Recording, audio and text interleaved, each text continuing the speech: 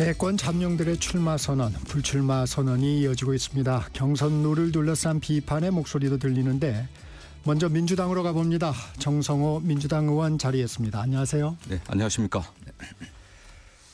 경선 룰이 확정이 됐습니다. 당원 투표 50%, 국민 여론조사 50%인데 이게 19대, 20대 대선 때와는 다른 경선 룰입니다. 어떻게 평가하십니까? 저는 뭐 어떻게 평가라기보다도 민주당의 권리당원들이 선택한 결과입니다. 어떤 경선 룰을 정하기 위한 당원 그 특별 당규를 전당원 투표에 붙였거든요. 네. 권리당원들이 참여해갖고 제가 정확한 수치는 기억이 안 나는데 한 97% 이상의 네. 권리당원들이 압도적이더라고요. 압도적으로 찬성을 했고 중앙위원들도 거의 비슷한 비율로 찬성을 했습니다.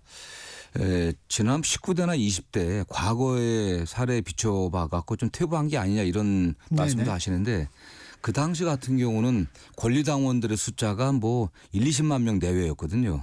노무현 대통령 때 같은 경우는 10만 명 정도였습니다.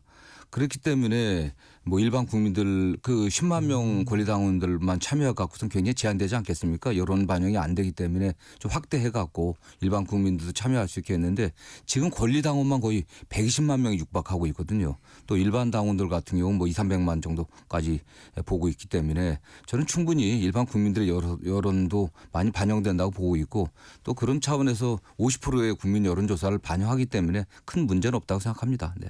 이게 이제 이재명 전 대표에게 좀 유리한 경선 룰 아니냐 이런 얘기들이 많아요. 어쨌든 당대표를 한 3년 하셨으니까 유리하긴 하겠고 네. 또 이재명 대표가 지난해 또 총선 지휘에서 압도적 승리를 만들어냈지 않습니까? 그런 면에서 당원들의 신뢰가 좀 있다고 봐야겠죠. 네. 이번에 특히 지난 대선 때와는 달리 역선택 우려가 좀 높아졌다. 이렇게 좀 분석하십니까? 그런 우려가 커진 것 같습니다. 여야 지금 뭐 여당은 없었지만 이제 정당의 당내 경선과 관련해 갖고 국민적 관심이 점점 커져가는 것 같아요. 그런 과정에서 특정 정당에 반대하는 생각을 가진 분들이 그런 분들이 만약 조직화되어 있다고 하면 집단으로 가입할 수가 있거든요. 완전 오픈되어 있다고 하면 그런 우려가 좀 현실화된 사건들이 좀 있다고 민주당 내부에서는 평가를 하고 있거든요. 네. 뭐 특정 뭐 종교 집단 얘기하는 분들이 있는데 어쨌든 간에 이번 탄핵 국면을 거치면서 양 진영 간의 분열과 갈등이 굉장히 심해졌고 그 중심에 또 굉장히 강경한 조직화된 세력들이 있다고 저는 보고 있거든요. 네. 이런 분들이 상대 정당의 경선에 참여해 갖고 어쨌든 선거에 영향을 미칠 수 있다. 이런 우려들이 좀 굉장히 큰 것 같습니다. 네. 김동연 경기도지사 그 경선 룰에 대해서 좀 불만을 얘기하면서 이 절차적으로도 룰 결정 과정에서 후보자 간 협의가 전혀 없었다 이렇게 얘기했는데 원래 후보자하고 좀 협의를 하는 건가요? 어떻습니까? 대개는 과거에 그랬습니다. 그거는 통상적으로 선거가 이루어졌을 때 그랬거든요. 민주당이나 국민의힘 같은 경우는 국민의힘은 1년 6개월 전에 당대표는 사퇴하고 민주당은 1년 전에 당직자들이 대선에 나가려면 사퇴를 하게 돼 있습니다. 그리고 6개월까지 1년 전부터 6개월까지 6개월에 걸쳐서 당내 경선을 하고 6개월 전에 후보 확정해 갖고 대선 후보로서 활동을 하게 돼 있거든요. 지금 그 6개월의 기간 동안 각 진영에 각 후보 측에서 대리인들 보내 갖고 룰 미팅에 참여했는데 시간이 없는 겁니다. 1년짜리 과정이 지금 2개월짜리로 단축됐고 실질적으로는 이제 50일밖에 남지 않았거든요. 그렇게 할 수 있는 시간적 물리적 시간이 부족하기 때문에 어쩔 수 없었다고 저는 생각하고 있습니다. 그냥. 그 입장은 받았다. 어제 이제 이춘석 당규 관련해서 얘기를 하셨는데 입장은 다 받았다. 뭐 이렇게는 얘기하더라고요. 네, 그렇습니다. 네. 김두관 전 의원의 불출마는 예상하셨습니까? 저는 뭐 김두관 전 의원을 굉장히 좋아합니다. 네. 정말 입지전적인 분 아니겠습니까? 이장에서부터 장관, 도지사까지 굉장히 그 국민들에게 희망을 만들어주던 분인데 좀 아쉽습니다. 사실 좀 아쉽고 물론 좀 본인이 원외에 계시고 하기 때문에 또 국민적 지지는 나름 있다고 생각을 하시는 분이거든요. 그렇기 때문에 좀 아쉬움이 있지만 그래도 경선에 참여하셔갖고 완주하면서 당내 통합과 또 국민들에게 그의 또 비전을 녹여내갖고 민주당의 비전으로 만드는 데 역할을 해줬으면 하는 게 개인적인 바람이었습니다. 다음 뭐 여러 가지 그 고민 때문에 좀 뭐 경선에 참여하지 않는다고 했는데 다만 당의 통합과 또 김두관이 추구하던 지방 분권의 실질적 민주주의 어떤 구현들 이런 가치들이 당의 좀 경선 과정에 좀 투영됐으면 좋겠다는 생각입니다. 좀. 민주당 경선 이제 3파전으로 좀 정리되는 분위기입니다. 이재명 전 대표, 김동연 지사, 김경수 전 지사. 이재명 대세론에 변수가 있을 것으로 보십니까? 변수가 없다고 얘기하면 경선이 너무 재미없지 않겠습니까? 다만 저는 뭐 김경수 전 지사님도 민주당이 키워낸 영남에서 또 가장 유력한 또 재능 있는 분 아니겠습니까? 뭐 국회의원도 또 우리 국민들이 좋아하는 노무현 대통령의 비서관도 지냈고 또 경남지사로서 성과를 냈던 분이기 때문에 또는 그 영남의 목소리를 내는데 역할을 하실 거라고 보고 있고요. 또 앞으로도 기회가 또 많이 있습니다. 이번에 꼭 완주하셨고 큰 성과를 내길 좀 나름 기대하고 김동연 지사도 또 뭐 굉장히 경제 분야의 능력이 있는 분이기 때문에 적극적으로 경선에 참여하셔갖고 본인이 꿈꾸는 대한민국, 본인이 꿈꾸는 경제 위기 해결의 해법들을 좀 제시해주면 좋을 것 같습니다. 네. 김경수 전 지사가 용산 대통령실에 단 하루도 사용해서는 안 된다 이렇게 주장을 했습니다. 서울 세종 공동 집무실을 주장했는데 동의하십니까? 그러나 현실적으로 대통령이 집무할 수 있는 물리적 그 장비들이 필요한 거 아니겠습니까? 네. 그런 면에서 좀 어려움이 있어 보이는데 다만 세종 이전은 노무현 대통령의 국가 균형 발전의 꿈을 실현하기 위한 수단 아니었겠습니까? 저는 그런 면에서 저는 뭐 그다음에 정부 기능이 서울과 세종으로 나눠져 있기 때문에 이걸 통합해야 된다는 여론은 굉장히 큽니다. 세종의 공무원들이 뭐 국무회의라든가 각종 회의를 하려고 서울 오느라고 너무너무 시간을 많이 뺏기고 있거든요. 그런 의미에서 행정부의 기능을 세종으로 옮기는 건 전 그렇게 가야 된다고 생각을 하고 있습니다. 다만 대통령 집무실 이전은 현실적 시간이 많이 걸립니다. 그럼 당장 어떻게 할 건지 이 부분에 관련해서는 지금 저희들이 뭐 아직 대통령이 안 됐기 때문에 결정을 내리긴 쉽지 않겠지만 당선인 각 정당의 후보자들은 고민할 것으로 보고 있고요. 다만 어쨌든 향후 누가 집권하든 간에 국가 균형 발전, 지방 소멸에 어떻게 적극적으로 대응할 건지, 그다음 지방 분권을 실질적으로 어떻게 강화할 것인지 그런 거에 대한 고민들은 좀 필요하다고 생각합니다. 네. 청와대보다는 세종에 더 무게를 두고 계시군요. 뭐 저는 청와대는 당장 들어가려고 하더라도 좀 상당한 시간이 걸릴 것으로 보고 있습니다. 네. 이 김경수 전 지사 얘기 중에 행정수도를 이제 세종시로 이전하겠다는 공약도 내세웠는데 이 부분에 대한 좀 당내 반응이 있습니까? 뭐 되게 기본적인 그런 공감은 뭐 이재명 대표도 뭐 어떤 상당히 갖고 있다고 생각을 하고 있고요. 당내 다수 의원들이 조금 전에 말씀드린 것처럼 국가 균형 발전 또 행정권이 나눠져 있는 거에 대한 비효율성 이런 문제 해결에 대한 공감이 있기 때문에 뭐 대충 그런 방향으로 어떤 안들이 만들어지지 않을까 좀 추측해 봅니다. 네. 김부겸 전 총리는 좀 일찌감치 경선 불참을 선언했는데 대선에는 여지를 좀 남기고 있어요. 김부겸 전 총리의 행보는 어떻게 보고 계십니까? 뭐 장관도 지내시고 총리도 지내는 분 아니겠습니까? 민주당의 굉장히 큰 자산 중에 한 분인데 저는 앞으로 뭐 당을 통합하는데 큰 역할을 하지 않을까 생각을 하고 있고요. 특히 김부겸 총리 같은 경우는 지금 현재의 우리 헌법 구조가 상당히 문제가 있다. 제왕적 대통령제에 대한 문제의식이 크기 때문에 이번 대선 과정에서도 그런 문제를 어떻게 해결할 것인지 개헌의 어떤 방향이라든가 내용에 관련해서 우리 민주당 후보자들에게 또 좋은 조언들을 좀 해줄 거라 생각하고 있습니다. 네. 김부겸 전 총리의 경선 불출마, 김두관 전 의원의 불출마, 유승민 전 의원 뭐 제3지대 얘기를 고민하고 있다 이런 얘기도 들립니다. 반 이재명 정서를 기치로 한 제3지대 출범 가능성이 있을까요? 저는 뭐 전혀 가능성 없다고 생각합니다. 과거 대선 때마다 네. 뭐 제3지대 후보론 뭐 제3지대에서 뭐 통합하자, 네. 뭐 빅텐트론 뭐 이렇게 여러 가지 나왔는데 실현된 적이 한 번도 없고요. 그냥 정치 호사가들에 대게 어떻든 상상에 그쳤습니다. 이번 대선은 이재명 대표 때문에 조기 대선 하는 게 아니라 윤석열 대통령의 그 반헌법적 군사 구태타 비상계엄 때문에 일어나는 거 아니겠습니까? 이재명 심판하는 선거가 아니거든요. 이게 지난 3년 동안 국정을 이끌었던 윤석열 대통령과 국민의힘에 대한 심판 아니겠습니까? 그리고 이걸 넘어서 국가를 어떻게 통합시키고 이 경제 위기를 어떻게 극복할 것인지 이거를 갖고 저희가 경쟁을 해야 되지. 지금 지난 3년 동안 어쨌든 야당 대표로서 나름 성과를 냈던 이재명을 심판하자고 다시 모이는 건 이상한 거 아니겠습니까? 그게. 국민의힘은 그걸 내세우고 있어요. 이재명 세력을 심판하는 선거다. 이게 예전에 야당이 정부 심판을 할 때 그런 얘기를 썼는데 지금은 이제 국민의힘에서 그런 얘기를 좀 하고 있습니다. 국민의힘이 내세울 후보도 마땅치 않고 지금 윤석열 대통령의 그 불법 비상계엄 그로 인한 네. 파면 이걸로 이번 조기 대선이 있는 거 아니겠습니까? 그렇기 때문에 오히려 이런 상황에서 본인들이 책임을 통감하고 국민에게 또 사죄를 한 다음에 우리가 이재명 대표, 이재명 후보보다 더 나은 정책, 더 나은 비전을 제시하고 실현해내겠다 이런 걸 보여줘야 되는 거지. 지난 어쨌든 이 윤석열 대통령을 파면시키고 헌정 질서를 수호하는데 가장 앞장섰던 이재명 대표를 심판하겠다는 건 이상한 거 아니겠습니까? 그게? 어제 홍준표 전 대구시장 출사표를 던졌는데 어떻게 보셨어요?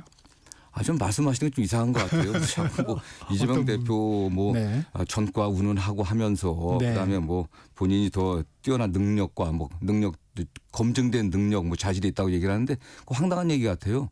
이재명 대표 같은 경우는 이미 이재명 후보 같은 경우는 성남시장 재선 경기도지사 하면서 거의 15년 동안 상당한 능력을 보여줬습니다. 이미 검증됐습니다.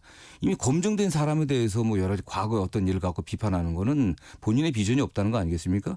그다음에 경기도지사 이재명, 대구시장 홍준표 두 분의 광역단체장 평가를 비교해 보면요. 비교할 수가 없습니다. 그건 뭐 여러 평가표가 나와 있기 때문에 이재명 대표는 늘 최상위권이었습니다. 홍준표 시장 늘 뭐 제가 알기로는 중하위권 이하였어요. 그건 저는 시민들이나 우리 국민들이 다 안다고 보고 있고요. 더군다나 홍준표 전 시장 같은 경우는 지금 명태균 게이트에 아무 관련이 없다고 계속 주장했지만은 네, 네. 뭐 아들이라든가 측근이 여론조사 관련해 갖고 계속 소통해 왔다는 게 다 드러나고 있지 않습니까? 저는 이분이 과연 뭐 후보로서 완주할 수 있을는지 아니면 검찰의 수사를 피해 나갈 수 있을지 그게 걱정됩니다. 네. 의외의 인물이 하나 있었습니다. 대장도 사건과 관련이 돼 있는 유동규 전 성남도시개발공사 본부장의 출정식에 참석을 했는데 네네. 이건 좀 어떻게 보셨어요? 뭐 한편은 코미디 같습니다. 사실은 오죽 사람이 없으면은 뭐 그런 분들까지 뭐 자발적으로 가시긴 했겠지만 뭐 같이 해갖고서 기사거리가 되는지 잘 모르겠고요. 특히 이재명 대표 관련해서는 홍준표 후보가 그러니까 전 시장이 뭐 5건의 재판에 네. 계류돼 있다고 얘기했지만 이미 2건은 무죄를 받았습니다. 무죄를 받고 대장동 사건 관련해서도 지금 뭐 김만배 씨가 네. 상당히 중요한 역할을 했다고 하는데 또 특정 어떤 사건과 관련해서 무죄 또 받지 않았습니까? 저는 나머지 사건도 다 무죄 받을 것으로 생각하고 있고요. 이게 정치 탄압 또는 정치 보복 쪽 수사했다고 하는 것이 증명되리라 생각합니다. 저는. 이재명 민주당 전 대표가 대선 첫 공식 행보라고 볼 수 있죠. AI 반도체 설계 스타트업 기업을 방문했습니다. 어떤 메시지를 좀 전달하려고 했을까요? 역시 그 AI에 상용하는 뭐 우리나라뿐만 아니라 전 세계의 제조업 또는 산업 구조의 근본적인 변화를 만들어내고 있지 않습니까? 여기에 선제적으로 적극적으로 대응하지 않으면은 우리 국가가 위기에 빠질 것이다. 후진국으로 전락할 것이다라고 하는 그런 깊은 문제의식 또 위기의식에서 첫 그 행선지를 또 AI 관련 업체로 갔던 거고요. 저는 뭐 그런 면에서 정부의 역할이 굉장히 중요합니다. 정부가 주도적으로 예산을 지원하고 하는 그런 의지를 분명히 표현했다고 보고 있고요. 또 그런 방향으로 나가야 된다고 생각하고 있습니다. 네. 이 AI 기본 사회 구상도 좀 나왔는데 어떤 사회인지 좀 설명해 주실 수 있나요? 뭐 정확한 내용은 뭐 추후에 그 공약으로 발표할 것인데 결국 AI로 인한 그 제조업의 어떤 근본적인 변화가 일자리가 되게 또 없어지는 방향으로 가고 있는 거 아니겠습니까? 네. 그다음에 공장 그 제조 과정에서 로봇의 상용화 자율적인 어떤 생산 기반들을 만들어지고 일자리를 없애거든요. 그래서 그로 인한 어떤 성과물들을 국민들 다수에게 또 돌려줄 수 있는 그런 것들을 염두에 두고 있는 거라고 생각하고 있고요. 어쨌든 그렇게 왜냐하면 결국 AI로 인한 그 생산의 성과가 그 국민들에게 일반적으로 돌아가는 그 시스템이 만들지 않게 된다 하면 소비가 될 수 없지 않겠습니까? 그렇기 때문에 그런 면에서 복지와 연관지어 갖고서 공약들이 좀 준비되고 있는 것으로 알고 있습니다. 네. 이재명 후보 야당 대표를 3년 가까이 하면서 아무래도 공격적인 이미지가 좀 강합니다. 네네. 이미지에 대한 변화 이 부분도 좀 고민하고 있는 부분인가요? 민주당에서. 그렇죠. 사실 이재명 대표 그렇게 공격적인 스타일은 아니거든요. 제가 하는 공격적이라기보다도 굉장히 추진력이 강합니다. 결단력이 강하고 경기 도지사 시절에 계곡 정비를 갖다 하지 않았습니까? 누구도 네네네. 못했던 그 계곡 정비를 해갖고 그럼에도 불구하고 상인들의 반발이 거의 없었습니다. 다 설득을 해냈고요. 또 코로나 사태에 있어서 특정 종교 단체가 그 코로나 그 검취에 응하지 않았지 않습니까? 그랬을 때도 과감하게 해냈고요. 그런 추진력 때문에 좀 약간 그 다른 오해가 있는데 이재명 대표는 기본적으로 다 모든 국민이 함께 가야 된다는 생각을 갖고 있습니다. 그렇기 때문에 지금 탄핵 국면에서 국민들이 굉장히 분열되어 있지 않겠습니까? 그런 면에서 국민 통합을 가장 우선적인 목표로 생각하고 또 그런 방향으로 나갈 것으로 생각하고 있고요. 국민이 통합되지 않고서는 이 경제 위기를 극복하기 쉽지가 않죠. 예. 국민 통합 얘기해 주셨는데 어떤 방식의 통합이 가능할까요? 저는 뭐 경선 일단 잘 치르고 이번 탄핵 국면에서 함께했던 헌정수호 세력들의 큰 연대가 필요하지 않나는 생각을 하고 있습니다. 좀 더 크게 나아가서는 국민의힘 내부에서도 탄핵에 찬성하고 계엄을 반대했던 분들이 국민의힘 내부 내에서 소위 왕따 당하고 있습니다. 과연 그런 세력들까지도 또 밖에 일반 국민들 중에서도 민주당에 대해서는 약간 호감도가 좀 떨어지는 분들, 지지하지 않는 분들도 있지만 윤석열 대통령의 계엄에 대해서 비판하고 탄핵에 찬성했던 그런 제세력들 그리고 이 헌정수호를 위해서 함께 나섰던 이런 모든 분들이 또 제 정당이 또 사회 단체들이 좀 함께해서 하는 그런 정권 운영이 돼야 된다는 생각을 하고 있습니다. 네. 그런 정권 운영이라면 예를 들면 이준석 뭐 개혁신당 의원이라든가 한동훈 전 대표라든가 이런 분들까지도 다 통합하는 그런 큰 그림이 돼야 된다고 보시는 건가요? 대선 경선이 지금 시작됐지 않습니까? 그 대선 과정에서 그렇게 하긴 쉽지 않을 거고 왜냐하면 뭐 그렇죠. 한동훈 대표나 이준석 대표도 지금 후보로 나서고 있기 때문에 그러나 만약 민주당이 국민의 선택을 받아갖고 국정 운영을 할 기회가 생긴다고 하면 저는 넓게 국가 위기 극복에 필요한 많은 인재들을 함께 써야 된다는 저는 그런 게 좀 개인적인 생각입니다. 이건요. 개인적인 생각인데 그런 방향으로 가야 되지 않겠나라는 생각을 합니다. 네. 개인적인 생각이라고 하셨지만 이재명 전 대표와 평소에 대화하실 때도 그런 말씀들을 좀 많이 네, 드립니까? 이재명 대표는 가장 중요한 게 국민들로부터 권한을 위임받은 당사자들이 정말 실력을 발휘해 갖고 성과를 내야 된다라는 생각을 갖고 있습니다. 혼자 할 수 있는 게 아니기 때문에 정말 유능한 인재들 어떤 진영에 있든 과거에 무엇을 했든 간에 국가 발전과 위기 극복에 필요한 인재들을 써야 된다는 그런 생각을 갖고 있고요. 좀 그렇다고 하면 그건 어떤 진영에 있었든 간에 어느 지역 출신이든 간에 어느 학교를 나왔든 간에 이런 걸 뛰어넘어서 필요한 인재들 또 국민 통합에 필요한 인재들 또 정책 실현에 필요한 인재들을 써야 된다는 확고한 생각을 갖고 있습니다. 네. 국민의힘 상황도 좀 알아보죠. 오세훈 서울시장의 대선 부출마 선언, 유승민 전 의원의 경선 부출마 선언이 이어졌습니다. 이런 부분들이 민주당에는 어떤 영향이 있을까요? 뭐 좀 특별한 영향은 없을 거라고 보겠습니다. 뭐 국민의힘은 국민의힘 내부의 절차에 의해서 후보를 뽑아낼 것이고 뭐 거기서 오 시장님이나 유 전 의원 같은 분이 안 나간다고 해갖고 그게 민주당에 영향을 미치지는 않을 것 같아요. 왜냐하면 뭐 국민의힘을 지지하는 분들, 그 당원들 또 약간 보수적인 진영에 있는 분들의 입장은 또 민주당과는 거리가 있는 거기 때문에 큰 영향 없다고 생각합니다. 네. 이런 상황들은 좀 어떻게 보세요? 민주당 내에서 어떻게 보면 탄핵에 좀 찬성을 했던 분들이 이 당에 좀 실망하는 얘기들을 내놓으면서 이렇게 불출마를 하고 있습니다. 저는 뭐 당에 실망한 분들은 아니고요. 뭐 김두관 지사나 뭐 아니 국민의힘. 국민의힘이었어요. 네. 그렇죠. 사실은요. 국민의힘이 결국 탄핵 이후에 어쨌든 탄핵에 대한 책임을 통감하고 국민들에게 사과하고 국민들을 위로한 다음에 그들의 어떤 비전을 제시해야 하는데 그러지 못하고 있거든요. 내부적으로 윤석열 대통령이 헌법재판소에서 8대0 전원일치로 파면을 당하지 않았습니까? 그럼에도 불구하고 윤석열 대통령의 그 행태를 보면 여전히 일말의 책임감도 느끼지 못하고 있다라는 하는 그런 모습을 보이고 있습니다.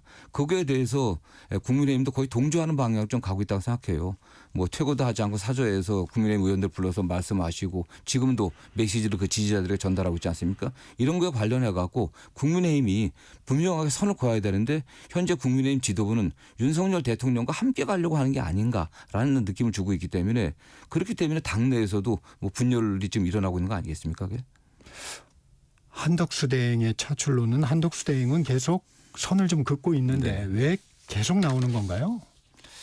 뭐 국민의힘이 어쨌든 뭐 집권 여당 아니었습니까? 어떠한 제대로 된 후보를 좀 못 만들어내고 있으니까 윤석열 대통령과 함께 해왔던 또 윤석열 대통령의 지지를 받을 것으로 추측되는 또 한덕수 총리를 갖다 자꾸 추대하려고 하는 그런 흐름이 나오고 있는 거죠. 그게 국민의힘의 현재 상황 아니겠습니까? 국민의힘 스스로가 정권을 만들어낼 능력이 없는 거예요. 그러다 보니까 파면당한 대통령을 처음부터 파면당할 때까지 모셨던 그 총리를 지금 대통령 후보로 끌어들이려고 하는 그런 주장들 하는 분들이 있는 거 아니겠습니까? 불행한 일이죠, 사실요.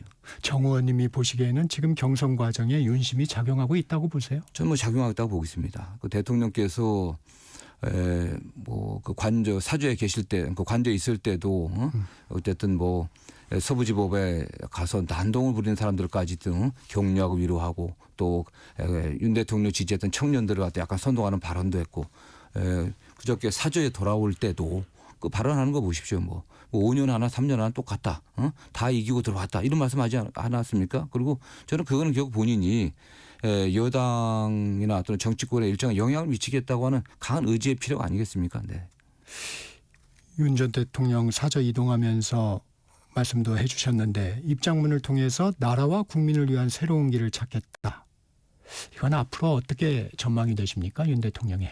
그리고 그 새로운 길이라고 하는 것이 현 단계에서는 대선 과정에서 일정한 정도 영향력을 행사하겠다는 거고 그 이후에는 국민의힘에 결국 당권이 어디로 가느냐가 굉장히 중요하다고 생각합니다. 지금 현재 국민의힘 지도부는 차기 당권에 관심이 더 많다는 게 저는 뭐 제 개인적인 견해인데 어쨌든 거기에 영향을 미치겠다는 거죠. 지금 탄핵에 반대했던 그 탄핵 반대 세력들이 여전히 윤석열 대통령 강한 지지를 갖다가 좀 표시하고 있는 거 아니겠습니까? 그런 분들을 더 조직화하고 더 선동해갖고 영향을 미치겠다는 거 아니겠습니까? 그것은 결국 본인이 형사재판을 좀 받고 있거든요. 내란죄로 형사재판을 받고 있고 그 외에 뭐 선거 관여 문제라든가 직권남용 문제라든가 많은 여러 가지 문제점들이 새롭게 수사를 해야 될 것입니다. 그렇기 때문에 그 과정에서 본인이 보호받을 수 있는 건 결국 당이고 그다음에 당 밖에 있는 세력들이고 또 당 밖의 세력들을 통해서 당을 움직여야만 본인이 보호받을 수 있지 않겠습니까? 저는 그런 의도 같습니다. 네. 네, 오늘은 여기까지 들어야 되겠습니다. 정성호 민주당 의원과 말씀 나눴습니다. 고맙습니다. 감사합니다.